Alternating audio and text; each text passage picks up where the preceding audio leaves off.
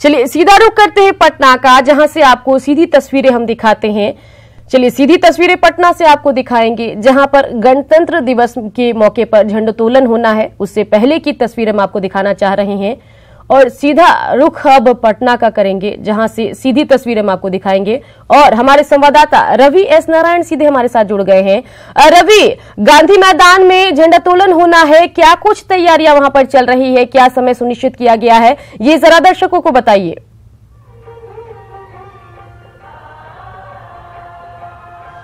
जी बिल्कुल, गणतंत्र दिवस के मौके पर कहेंगे कि यहाँ पे पटना के ऐतिहासिक गांधी मैदान में सारी जो तैयारियां हैं वो पूरी कर ली गई हैं। और सीधी तस्वीरें हम अपने दर्शकों को दिखाते हैं कि यहाँ पे पहले मुख्यमंत्री पहुंचेंगे, तमाम अधिकारी पहुंचेंगे, उसके बाद राज्यपाल यहाँ पे आएंगे।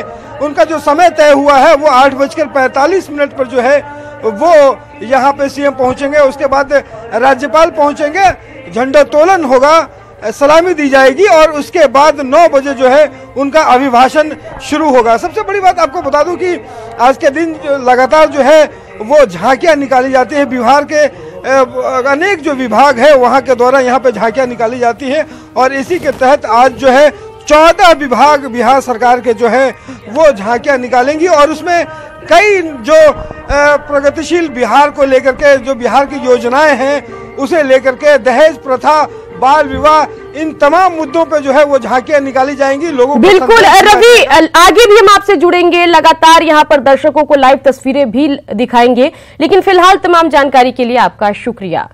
मुख्य चुनाव आयुक्त की नियुक्ति भी कॉलेजियम के जरिए होनी चाहिए ताकि चुनाव आयोग पर पक्षपात के आरोप नहीं लगे, ये कहना है पूर्व मुख्य चुनाव आयुक्त SY कुरैशी का।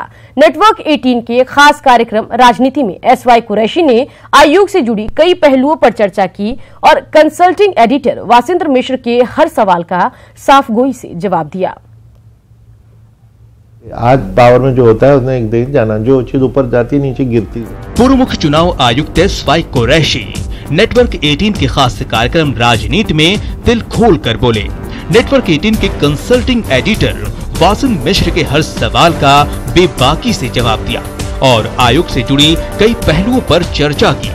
वीवीपैट कहने से सिचुएशन अब बदल गई है, क्योंकि मशीन में अगर आपने गड़बड़ भी कर दी, लेकिन जो स्लिप है, जो प्रिंटर के ऊपर एक स्क्रीन है, उसके ऊपर आपने जिस कैंडिडेट को वोट दिया है उसका नाम आएगा, उसका सिंबल आएगी, उसका फोटो तक आएगा। अभी फैसला किया गया, आप 7 सेकंड तक वो वहां रहेगा, आपको पता है कि जी मैंने इसी को दिया था, यही है। यही स्लिप कट के डब्बे में चली जाएगी। SY कुरैशी ने मुख्य चुनाव आयुक्त की नियुक्ति के लिए भी कॉलेजियम प्रक्रिया को अपनाने पर जोर दिया।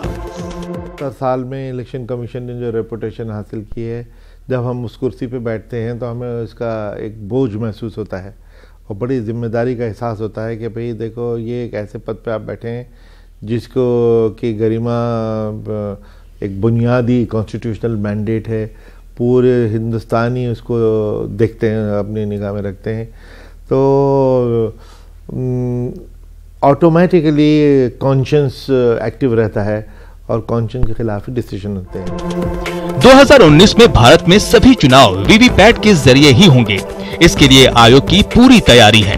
पूर्व मुख्य चुनाव आयुक्त ने अपने अनुभव के आधार पर कुछ सुझाव भी दिए। सबसे इम्पोर्टेंट इंस्टीट्यूशन है पॉलिटिकली, यानी इलेक्शन कमीशन, उसके लिए कॉलेजियम क्यों नहीं? सुप्रीम कोर्ट के लिए, हाई कोर्ट के लिए कॉलेजियम है, तो कॉलेजियम बना देना सबसे आसान चीज है, क्योंकि फिर उंगली नहीं उठ सकती। राजनीतिक कार्यक्रम में बातों ही बातों में कुरैशी ने ये भी माना कि मुख्य चुनाव आयुक्त के ऊपर पॉलिटिकल प्रेशर तो होता ही है, लेकिन अपने विवेक से वो इसे टैकल भी कर लेते हैं। अब दबाव डालने की कोशिश एक चीज है, दबाव में आ जाना दूसरी चीज है। कोशिश तो सभी करते हैं और खासतौर से गवर्नमेंट ऑफ द डे कर सकती है, लेकिन हमारी जो जॉब है उसकी जो कॉम्प्लिकेशन है जुडिशरी के मुकाबले में डिफरेंट। अब जुडिशरी का कोई पब्लिक कांटेक्ट नहीं होता, हमारा तो कांटेक्ट ही पॉलिटिशियन से, सुबह से शाम उनकी डेलीगेशन आएगा, कोई ये रिप्रेजेंटेशन आएगी, हमें उनसे डील भी करना है और बीच में दीवार भी खड़ी रखनी है।